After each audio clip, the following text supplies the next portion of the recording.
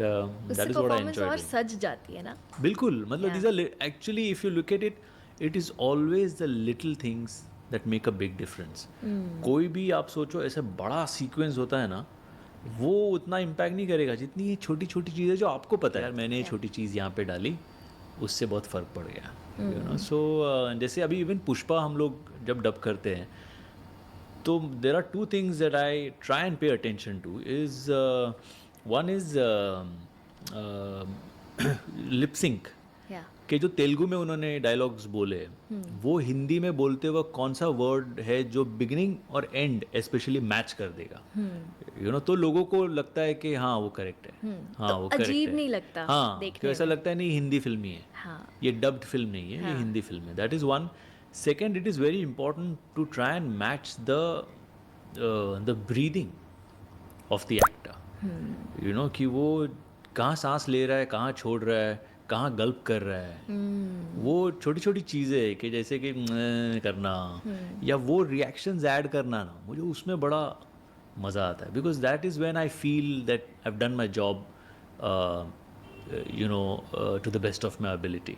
नहीं तो फिर वो it is like any other thing. Yeah and I think यही सारी चीज़ें हैं जो ट्रांसलेट होके और फिर वो बिल्कुल ऐसा लगता है जैसे वो अल्लू बिल्कुल, अर्जुन ही एंड हिंदी बिल्कुल बोल इट रहे इज़, हैं। And because you are in sync with that character. या तो जहाँ पे उसने सांस लिए आपने सांस ली है, जहाँ उसने सांस छोड़ी आपने सांस छोड़ी। एक और सीन था सर जिसमें ना जो पुष्पा है वो मुंह में आई थिंक कुछ तो चबा के बोल रहा है, वो बहुत पूरा सीन्स सीन। है, हाँ, बहुत सीन्स है तो उनके। आपने मुंह में क्या रखा था उस टाइम? मैंने रुई रखी थी उस वक्त, क्योंकि मैंने पहले विदाउट एनीथिंग ट्राई किया हाँ कि ऐसे मुंह रख के अगर हम बात कर सकें, लेकिन उसमें फिर आपकी क्लैरिटी जाती है एंड इट साउंड्स आर्टिफिशियल।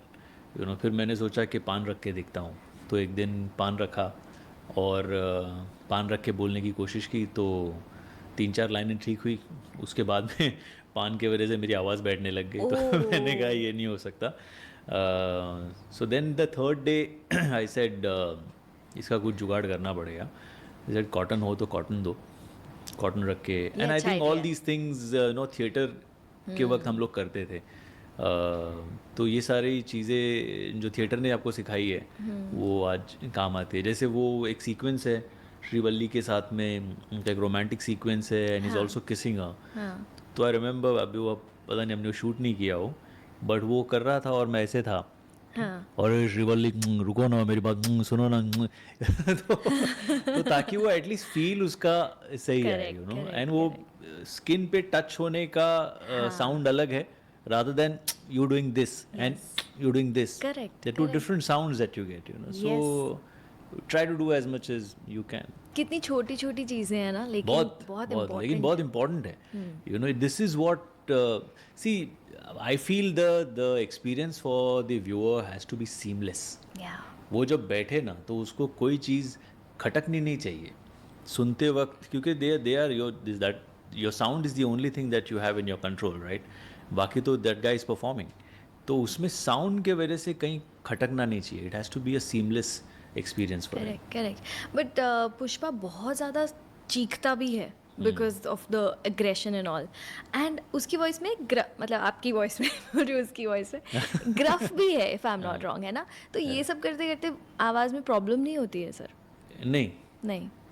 नहीं, because again you know theatre training comes to your rescue यहाँ पे। बिकॉज आप स्टेज पे जब काम करते हो तो आपसे कहा जाता है कि वो लास्ट रो में जो बंदा बैठा है उसे भी सुनाई विदाउट देना माइक क्या उसे सुनाई दे सकता है?